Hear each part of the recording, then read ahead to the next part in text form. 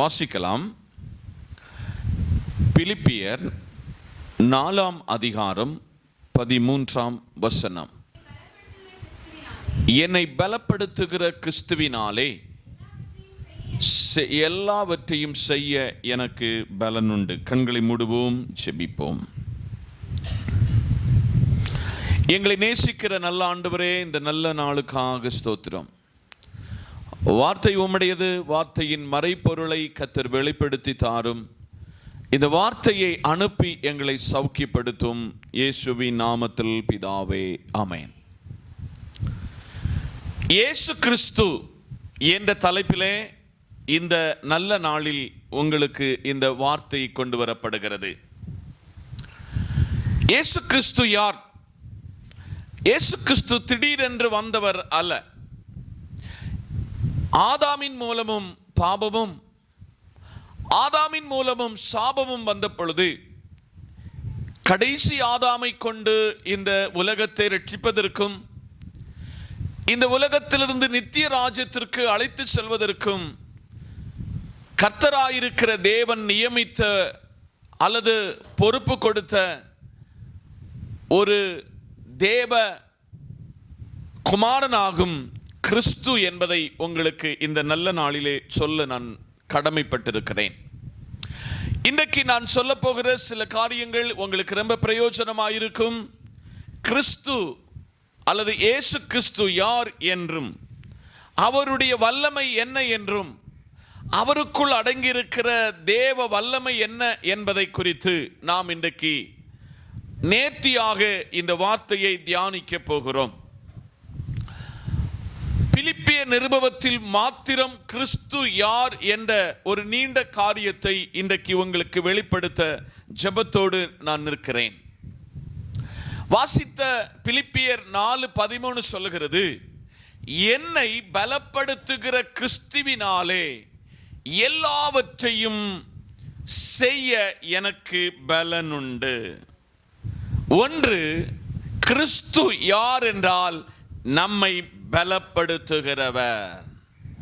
பலனற்ற போகிற நேரத்தில், சோர்ந்து போகிற நேரத்தில், எல்லாவற்றையும் இழந்து நிற்கிற இடத்துல நம்மை பலப்படுத்துகிறவராகும் நம்முடைய கிறிஸ்து என்பதை இந்த நாளிலே பிலிப்பிய நிருபத்திலே நிருப எழுத்தாளன் நம்மை பார்த்து சொல்லுகிறார், என்னை பலப்படுத்துகிற கிறிஸ்துவினாலே எனக்கு எல்லாவற்றையும் செய்ய பலனுண்டு.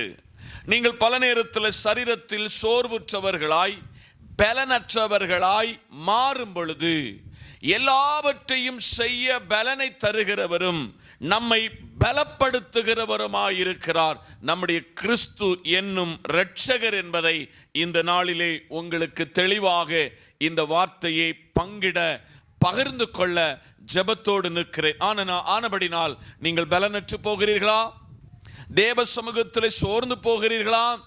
எல்லாவற்றையும் இழந்து ஒன்றும் பலனற்ற நிலையில இருக்கிறீர்களா? எல்லாவற்றையும் செய்ய பலப்படுத்துகிற ஒரு தேவன் இந்த நாளிலே நம்மோடு கூட இருக்கிறார் என்பதை நீங்கள் மறந்துவிடக்கூடாது. அதனால் பிலிப்புவுக்கு இந்த நிருபத்தை எழுதுகிற பவுலை கொண்டு அந்த சபைக்கு, அந்த மக்களுக்கு மிக தெளிவாக சொல்லிக் கொடுக்கிறார், என்னை பலப்படுத்துகிற கிறிஸ்துவினாலே. கிறிஸ்து ஒருவரால் மாத்திரம்தான் நம்மை பலப்படுத்த முடியும். எல்லாவற்றையும் செய்ய அவருக்கு முடியும். அந்த பலனை இந்த நாளிலே கர்த்தர் உங்களுக்கு கைமாறி கொடுக்க தேவன் இந்த நாளிலே உங்கள் மத்தியிலே நிற்கிறார். அந்த பலத்தை நீங்கள் பெற்றுக்கொண்டால் தேவன் உங்களை பலப்படுத்துவார். எல்லாவற்றையும் செய்ய உங்களுக்கு அந்த ஆரோக்கியத்தையும் பலத்தையும் சத்துவத்தையும் தருவார் என்று இந்த நாளிலே உங்களுக்கு ஒன்றாவதாக சொல்ல தேவ சமூகத்தில் ஜெபத்தோடு இந்த வார்த்தையை கைமாறி கொடுக்கிறேன். இரண்டாவதாக வாசிக்கும் பொழுது பிலிப்பியர் 4 அதிகாரம் அதனுடைய 19வது வசனத்தை ஒருவருக்கு வாசிக்க கேட்போம்.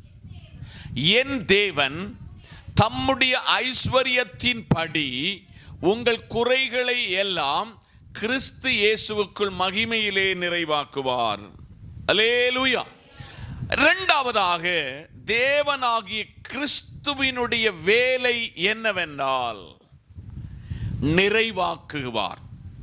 ஆமென் சொல்லுங்க. நம்ம வாழ்விலே அவர் நிறைவாக்குவார். இன்னைக்கு நம்ம வாழ்விலே வேலை செய்கிறோம், குடும்பமா வேலை செய்கிறோம், ஒரு நாள் கூடி ரெஸ்ட் இல்லாம ஓடுகிறோம், உயிர்த்தெழுத நாளில் கூட வேலைக்கு ஓடுகிறோம்.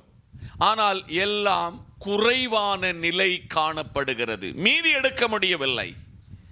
ஆனால் இயேசு கிறிஸ்து சொல்லுகிறார், நான் உங்களுக்கு எல்லா காரியத்திலும் நிறைவானதை நான் அருளுவேன் என்று கர்த்தர் பிலிப்பு நிருபத்தில் நமக்கு கிறிஸ்து என்னும் இரட்சகரை குறித்து மிக ஆழமாக கற்றுக் கொடுக்கிறார்.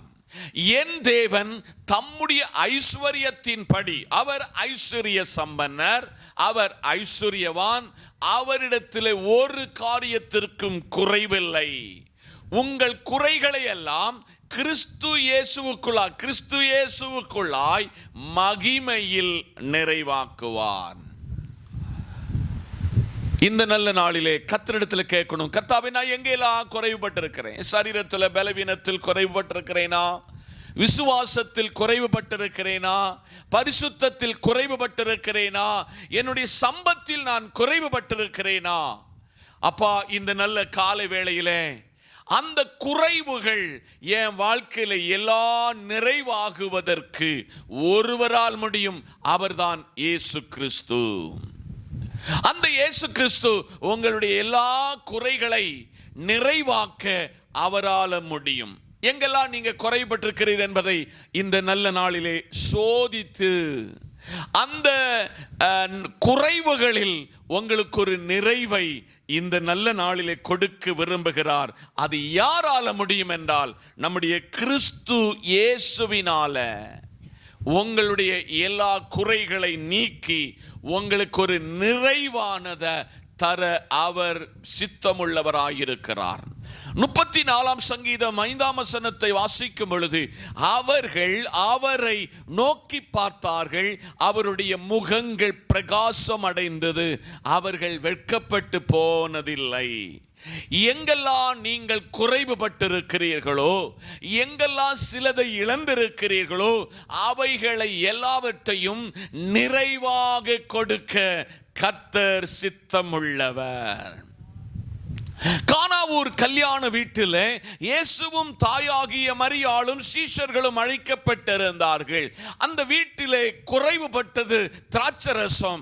ஆனால் இயேசு அந்த திராட்சரசம் குறைவுபட்ட இடத்திலே அவர் தம்முடைய முதல் அதிசயத்தை, நிறைவை அவர்களுக்கு வெளிப்படுத்தி காண்பித்து, நிறைவை அவர்களுக்கு சுட்டி காண்பித்து, நிறைவு என்பதை மீதி எடுக்க செய்த ஆண்டவர் என்பதை இந்த நாளிலே சபை மறந்து போகாதீங்க.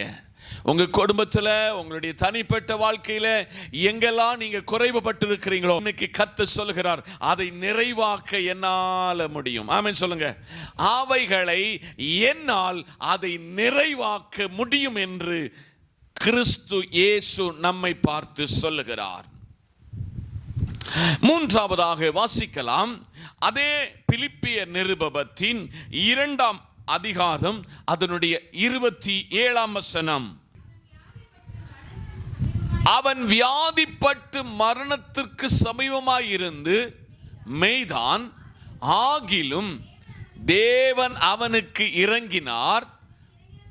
அவனுக்கு இறங்கினதும் அல்லாமல் துக்கத்தின் மேல் துக்கம் எனக்கு உண்டாகாதபடிக்கு எனக்காக இறங்கினார். அந்த வசனத்தில் 2 காரியத்தை உங்களுக்கு கிறிஸ்துவினால அல்லது இயேசு கிறிஸ்துவினால அது நடைபெறும் என்பதை 2 காரியங்களை உங்களுக்கு சுட்டி காண்பிக்க ஜெபத்தோடு இந்த நல்ல நாளிலே நிற்கிறேன். அவன் வியாதிப்பட்டு மரணத்திற்கு சமீபமாய் இருந்தது மெய்தான். பரிசுத்த வேதாகமத்திலே பழைய ஏற்பாட்டிலும் புதிய ஏற்பாட்டிலும் நீங்கள் வேதத்தை நன்கு கற்றுக்கொள்ளும் பொழுது தேவனிடத்தில் வருகிறவர்கள் சௌக்கியம் பெற்றிருக்கிறார்கள். மூன்றாவது, கிறிஸ்து சுகமளிக்கிறவர். அவன் வியாதிப்பட்டது உண்மைதான், மரணத்திற்கு நேராக சமீபத்தது உண்மைதான். ஆனாலும் அவனுக்காக கர்த்தர் இறங்கி சுகம் கொடுத்தார். கிறிஸ்து இந்த நல்ல நாளிலே 3.5 வருஷ ஊழியத்திலே அவர் அநேக வியாதிஸ்தர்களை சுகமளித்திருக்கிறார். அநேக வியாதிஸ்தர்களுக்கு சௌக்கியம் தந்திருக்கிறார். 12 வருட காலங்கள் ஒரு தாயார் வெளியே சொல்ல முடியாத வியாதினால அவஸ்தைப்பட்டாங்க. அவங்க கையில் இருந்த பணமெல்லாம் அந்த வியாதிக்காக செலவழித்தார்கள். ஆரோக்கியம் நஷ்டப்பட்டது. அவருடைய வாழ்க்கையிலே மன நிம்மதி இழந்து போனார்கள். அவர்கள் சரீரத்திலே பலனற்றவர்களாய் இருக்கும் பொழுது இயேசு கிறிஸ்து அந்த வழியாக வருகிறார் என்று கேள்விப்பட்டு 4 பேர் மத்தியில் நிற்பதற்கான அந்த வியாதி அவ்வளவு கொடூரமானது என்றாலும் அவர் வீட்டில் இருந்து ஒரு தீர்மானம் பண்ணி போனாள். எப்படியாவது அவருடைய வஸ்திரத்தை தொட்டால் இயேசு கிறிஸ்து எனக்கு சுகத்தை தருவார் என்பற நம்பிக்கையோடு அவள் ஓடினாள். அவள் போய் ஜோமண்ண சொல்லல, எனக்கு தலையில கை வச்சு ஜோமண்ணா சௌக்கியம் தருவார் என்று சொல்லி உள்ள விசுவாசத்தில் அல்ல. அவர் வஸ்திரத்தை தொட்டால் எனக்கு சுகமளிப்பார் என்ற விசுவாசத்தில் அவள் புறப்பட்டு போனாள். அவளுடைய விசுவாசத்தின் படி தொட்ட நிமிஷத்துல இயேசு அவளுக்கு சுகமளித்தார். இந்த சத்தத்தை கவனிக்கிற தேவ பிள்ளைகளே, சுகவீனத்தோடு இந்த இடத்துல வந்திருக்கிறீர்களா? இந்த சத்தத்தை கவனிக்கிற தேவ பிள்ளையே, நீங்கள் பலவீனத்தோடு இருக்கிறீர்களா? இயேசுவுக்கு உங்க சரீரத்தில் இருக்கிற பலவீனத்தை சுகப்படுத்த ஆண்டவராகி கிறிஸ்துவுக்கு முடியும் என்பதை இந்த நாளிலே உங்களுக்கு சொல்லுகிறேன். இயேசு அதை நிரூபித்து காட்டியிருக்கிறார். 38 வருட காலங்கள் பலவீனப்பட்டவன் இந்த நல்ல நாளிலே பேதுருடைய மாமியார் பலவீனப்பட்டிருந்த பொழுது இயேசு அந்த வீட்டுக்கு சென்று அந்த மனுஷிக்காக ஜெபம் பண்ணின அதே நிமிஷத்தில் இயேசு அவளுக்கு சௌக்கியத்தை தந்தார் என்று வேதம் நம்மை பார்த்து சொல்லுகிறது. அப்படி பரிசுத்த வேதாகமத்தில் இந்த 4 சுவிசேஷத்திலே இயேசு அற்புதம் செய்து சுகமளிக்கப்பட்ட அநேகர் இந்த வேதாகமத்தில் இருக்கிறார்கள். அந்த இயேசு கிறிஸ்து இன்றைக்கும் ஜீவிக்கிறார். மருத்துவர்களால் கைவிடப்பட்ட அல்லது மருத்துவம் எழுதி மரித்து போய்விடுவோம் என்று சொல்லி விதி எழுதும் பொழுது இயேசு கிறிஸ்து சொல்லுகிறார், என்னால செய்ய முடியாத அதிசயமான காரியம் ஒன்றும் இல்லை. நான் யாரை தொடுகிறேனோ, யார் என்னை தொடுகிறார்களோ அவர்கள் சௌக்கியம் பெறுவார்கள், அவர்கள் விடுதலை அடைவார்கள் என்று ஆவியானவர் இந்த நல்ல நாளிலே கிறிஸ்துவை நமக்கு காண்பித்து அவர் வெளிப்படுத்தி, பிலிப்புவை கொண்டு அவர் வெளிப்படுத்தி காட்டுகிறார். ஆதலால் அவர் சுகமளிக்கிறவர். பக்கத்துல பார்த்து சொல்லுங்க, அவர் சுகமளிக்கிறவர். சில பலவீனத்தோடு இந்த இடத்துல வந்திருப்பீர்கள் என்று சொன்னால் உங்க பலவீனத்தை கர்த்தர் தொட்டு சௌக்கியமாக்க அவரால முடியும். இன்றைக்கு நீங்கள் பலவீனப்பட்டிருக்கிறீர்களா? தீரா வியாதினால சமாதானத்தை இழந்திருக்கிறீர்களா?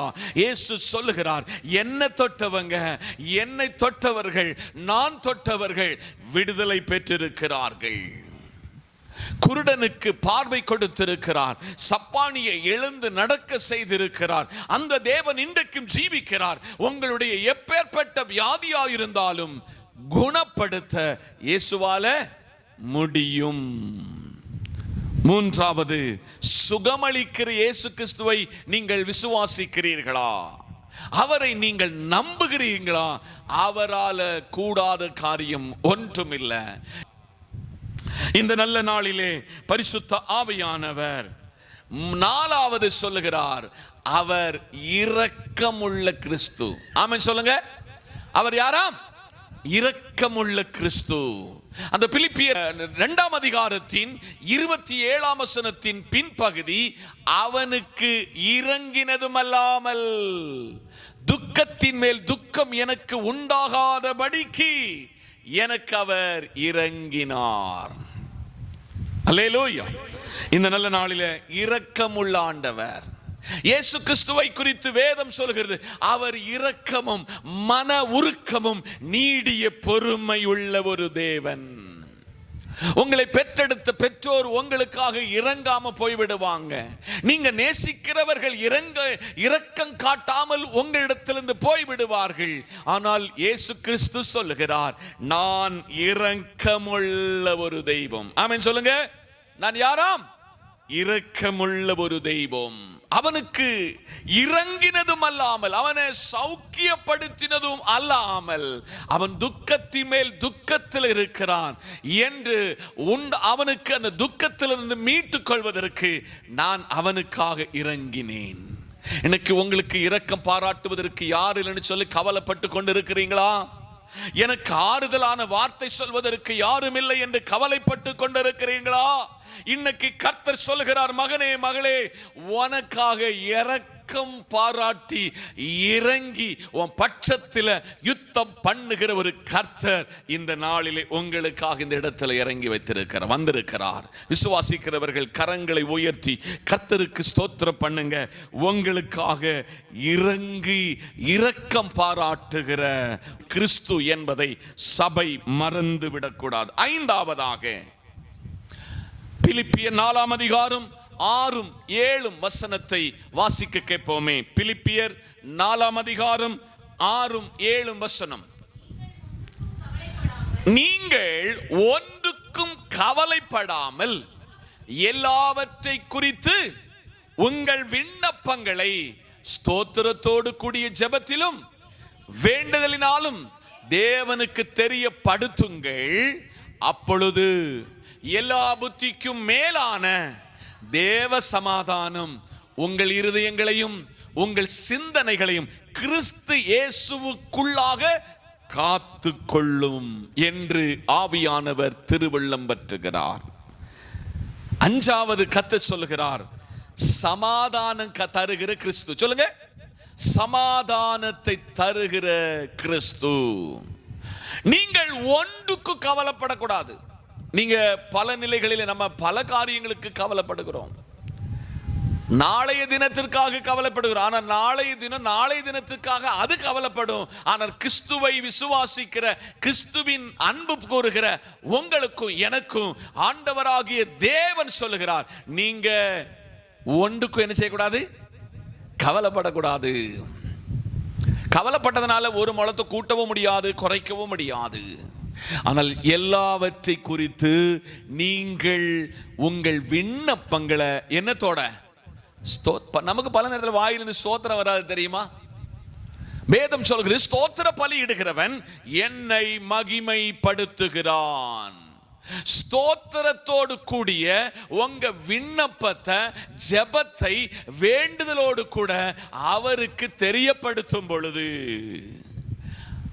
7ஆம் வசனத்துல கர்த்தர் தெளிவாக சொல்லுகிறார், அப்பொழுது எல்லா புத்திக்கும் மேலான, எல்லா புத்திக்கும், உலகத்தினுடைய விஞ்ஞானிகளுக்குள்ள புத்தியை காட்டிலும் அறிவு படைத்த கணக்குல மேதைகளை விட, அந்த புத்தியை விட எல்லா புத்திக்கும் மேலான தேவ சமாதானம் உங்கள் இருதயங்களையும் உங்கள் சிந்தனைகளையும் கிறிஸ்து இயேசுவுக்குள்ளாக உங்களை என்ன செய்யுமா? காத்துக்கொள்ளும். ஆதலால் அஞ்சாவது, கிறிஸ்துவினுடைய சுபாவமும் கிறிஸ்துவினுடைய வல்லமை என்னவென்றால் உங்களுக்கு சமாதானத்தை தரும். பக்கத்துல கையை பிடிச்சு சொல்லுங்க, நமக்கு சமாதானத்தை உண்டாக்கும் ஆக்கினி கிறிஸ்து இயேசுவின் மேல வந்தது. இன்னைக்கு பல இரவுகளிலே சமாதானத்தை இழந்து தூக்கத்தை விழித்து துக்கித்து அழுது கொண்டிருக்கிற உங்களையும் என்னையும் பார்த்து கர்த்தர் இந்த நல்ல நாளிலே சொல்லுகிறார், என் வேலை உங்களுக்கு சமாதானத்தை கொடுக்கிற வேலை. உங்களுக்கு சமாதானத்தை உண்டாக்குவதற்கு தான் கிறிஸ்து என்னும் இரட்சகர் அவர் கல்வாரியிலே மரித்து உயிர்த்தெழுந்து அவர் பரமேறி நமக்கு ஒரு இடத்தை ஆயத்தப்படுத்தி மறுபடியும் சமாதானத்தை இந்த பூமியில மாத்திரமல்ல பரலோகத்தில் உங்களை கொண்டு சென்று அந்த சமாதானமான வாழ்க்கை தருவதற்கு கிறிஸ்து இந்த பூமியில வந்திருக்கிறார். அதை விசுவாசிக்கிறவர்கள் இன்னைக்கு விசுவாசத்தோடு சொல்லணும், எனக்கு ஒரு சமாதானத்தை கொடுக்கிற ஒரு மேசியா என்கிற கிறிஸ்துவை விசுவாசிக்கிறேன். என்னுடைய பணம் தராத, என் பிள்ளைகள் தராத, என் வேலை தராத, என் கணவன் தராத, என் மனைவி தராத ஒரு சமாதானத்தை கர்த்தராயிருக்கிற கிறிஸ்து எனக்கு தருகிறார். அந்த சமாதானத்தை எத்தனை பேர் ருசிக்கிறீங்க, அதை அனுபவிக்கிறீங்க? அந்த சமாதானம் என் வாழ்க்கையில் இருக்கிறது என்று எத்தனை பேரால பகிரங்கமாக சாட்சி சொல்ல முடியும் என்று இன்னைக்கு கர்த்தர் கேட்கிறார். ஒரு இடத்துல சொல்ல, என்னுடைய சமாதானத்தை, மை பீஸ், என்னுடைய சமாதானத்தை உங்களுக்கு வைத்து போகிறேன். உலகம் தருகிற பிரகாரமாக அல்ல, என்னுடைய சமாதானத்தையே உங்களுக்கு வைத்து போகிறேன். இந்த சமாதானம் உங்களுக்கு வேணுமா? சமாதானம் வேணும் என்றால் இந்த இயேசு கிறிஸ்து உள்ளத்தில் வர வேண்டும். வெளிப்படுத்தின விசேஷம் 3ஆம் அதிகாரம் 20ஆம் வசனத்தில் சொல்லுகிறாரு, இதோ நான் வாசற்படியில் என்று கதவை தட்டுகிறேன், ஒருவன் என் சத்தத்தை கேட்டு கதவை திறந்தால் நான் அவனோடும் அவன் என்னோடு கூட போஜனம் பண்ணுவான். அந்த சமாதான கிறிஸ்து நம்ம வீட்டில் வந்துட்டார்னா குடும்பத்தில் எல்லா இடங்களிலும் சமாதானம் உண்டாகும். நம்முடைய வேலையிலே சமாதானம் உண்டாகும், நம்முடைய பிரயாணத்தில் சமாதானம் உண்டாகும், நம்முடைய ஜெபத்தில் சமாதானம் உண்டாகும், நம்முடைய ஆராதனையில என்ன உண்டாகும்? சமாதானம் உண்டாகும். கரங்களை தட்டி சோதரம் பண்ணுவோம்.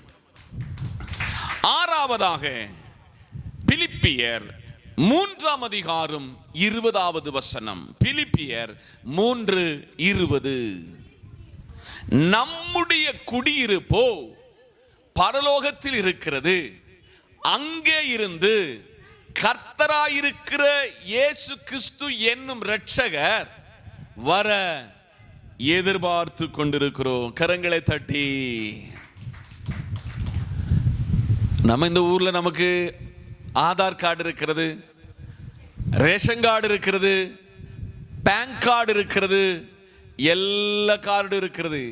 அல்லேலூயா. அந்த உலகம் நம்முடைய குடியிருப்பு இல்லை.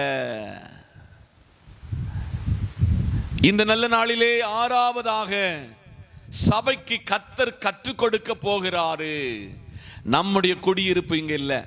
நமக்கு ஆதார் கார்டு உண்டு, நமக்கு பேங்க் கார்டு உண்டு, நமக்கு ரேஷன் கார்டு உண்டு. ஆனால் இந்த குடியுரிமை எல்லாம் நம்ம என்னைக்கு மறிக்கிறோமோ அன்னைக்கு அரசாங்க பதிவேட்லேருந்து நம்முடைய டெத் சர்டிபிகேட்டோட நம்ம க்ளோஸ் பண்ணப்படுகிறது.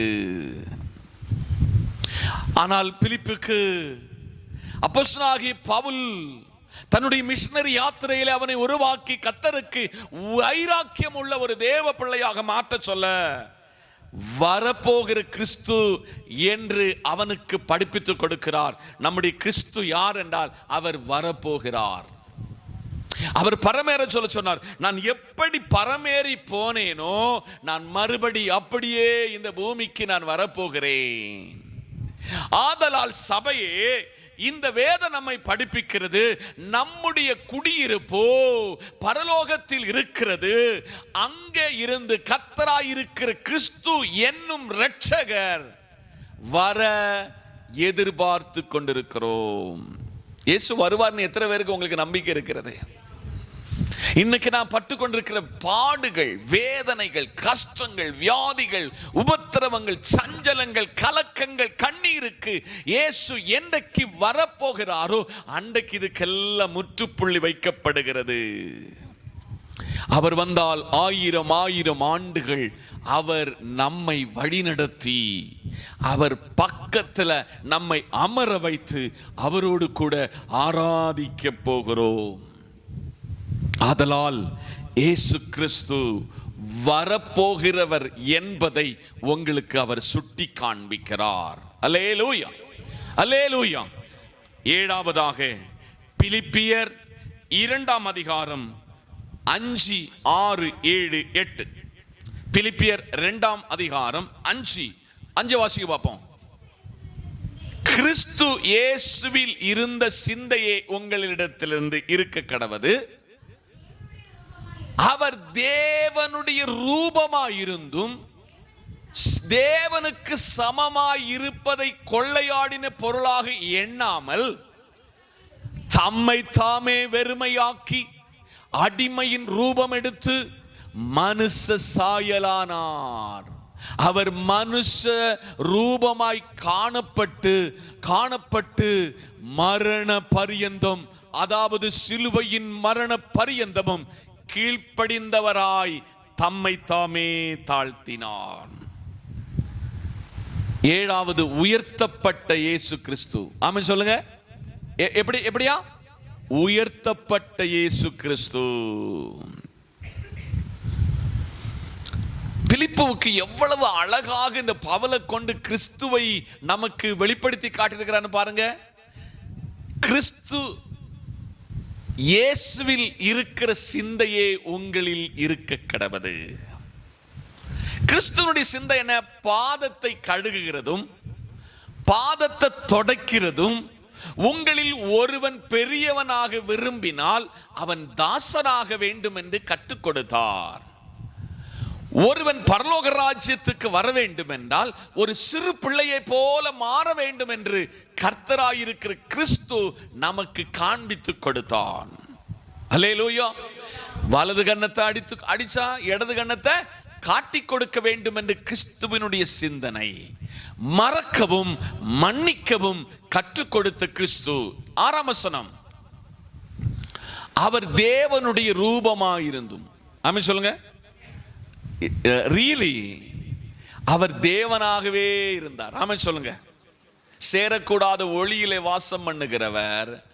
அவர் தேவனுக்கு சமமாய் இருக்கிறத கொள்ளையாடின பொருளாக எண்ணாமல், அங்கதான் பிடிச்சுக்கிட்டு இருக்கணும்னு எண்ணாமல். 7ஆம் வசனத்தில் அவர் யாருன்னு நமக்கு மென்ஷன் பண்ணி காட்டுதார்பான்னு, தம்மை தாமே வெறுமையாக்கினார். இன்னைக்கு நான் என்கிற பெருமை என்னைக்கு நம்மளை விட்டு ஓடுகிறதோ, கிறிஸ்து தன்னை வெறுமையாக்கினார்.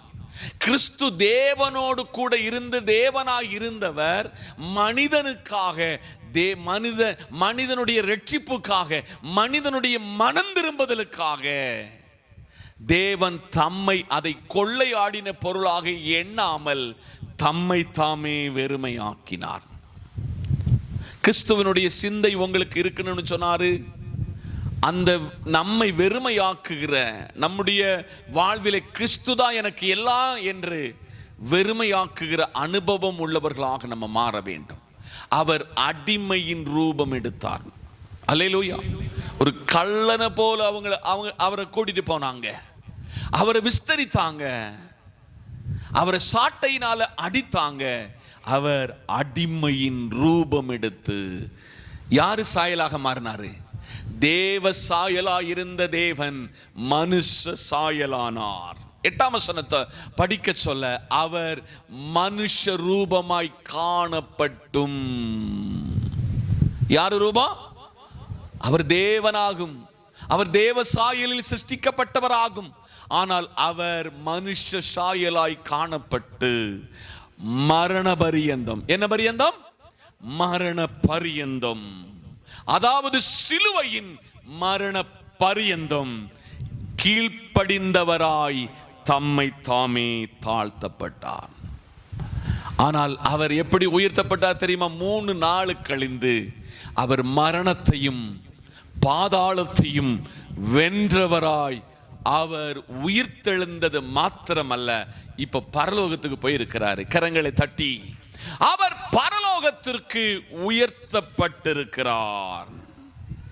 ஆதலால் இந்த நல்ல நாளிலே கிறிஸ்து யார் என்றால், உயர்த்தப்பட்ட மகிமையின் மேசியா என்கிற கிறிஸ்து என்பதை மறந்துவிட வேண்டாம்.